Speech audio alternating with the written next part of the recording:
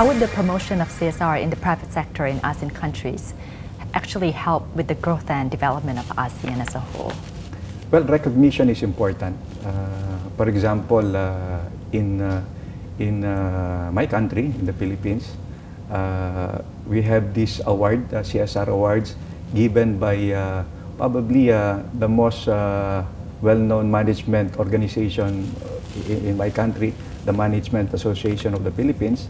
So it's a yearly recognition of the best performing CSR corporations. I think this is also being done in Indonesia and in Asia through the Asian Forum conducted by AIM, the Asian Institute of Management. So through recognition, that's one way of encouraging more corporations to undertake CSR programs. How would the average ASEAN citizen benefit from this network? Well, they will benefit a lot because when you talk of the whole gamut of what CSR is all about, helping society in general. Look at the situation in my country, the Philippines, which I think is also happening in Thailand, because of climate change. Because of climate change, the effect on the environment, bringing about flooding, for example. In the Philippines, in Metro Manila, we suffered a very devastating flooding, I think 2-3 years ago, you know. And because of this flooding, they came to realize the importance of reforestation, reforesting big area that was denuded. The 33 hectares that I mentioned earlier, the reforestation site of our corporation, now it's going to be expanded. They're talking of a 2,000 hectare reforestation project. And basically, this will be a project between the private sector and the government. So if you do that, then you help society. You know? If we succeed in reforesting this huge tract of land, it will somehow diminish the effect of the flooding. And I think that will also happen here in Thailand, because that's also a problem, I understand, you know, based on the news report last year.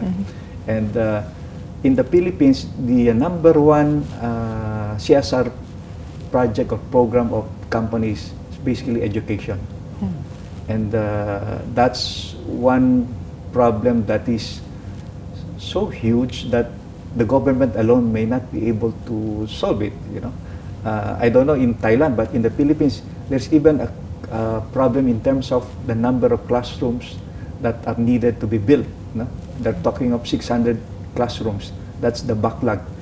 And the government was saying we cannot do it by ourselves. So they want the private sector to come in. And that's one way of helping society. So society will benefit. Good practice will bring the price of products down to the benefit of the consumer. It will result into better benefits and other probably salary to the employees. So society will benefit, so on and so forth. Does the network also give grants or money to NGOs or foundations working on various development issues? You know, when we formed the network, we define what we will become, no? And we also define what we are not, no? And one of those identified things that we will not be doing is giving grants to NGOs or the likes. Why not? Because this can be done by other organizations, even corporations themselves. You know, we don't have the funds. That's one reason. We don't have the funds to go into donating to charitable institutions. So we are more on. We would rather do trainings, you know, trainings for corporations that would like to do proper CSR implementation. So trainings could be done, capability building, so on and so forth, but not giving grants. Are there any particular CSR activities that the network tend to encourage? Well, the integration, integrating it into the business operation of operation, and probably because of the issue of the problem with the climate change environment.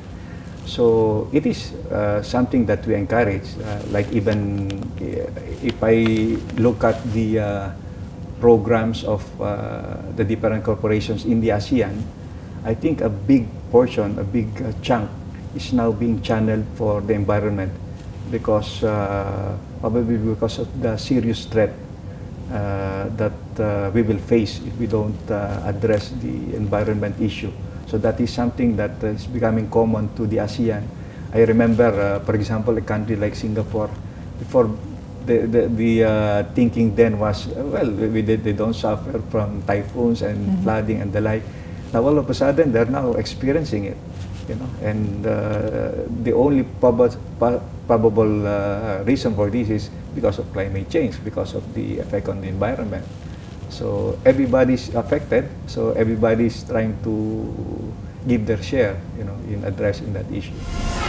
If ASEAN companies do really incorporate CSR into the business value chain, for instance, caring first for the employees and suppliers, then definitely the benefits of businesses in ASEAN would be for everyone and not only for the few. See you next week. สวัสดีค่ะ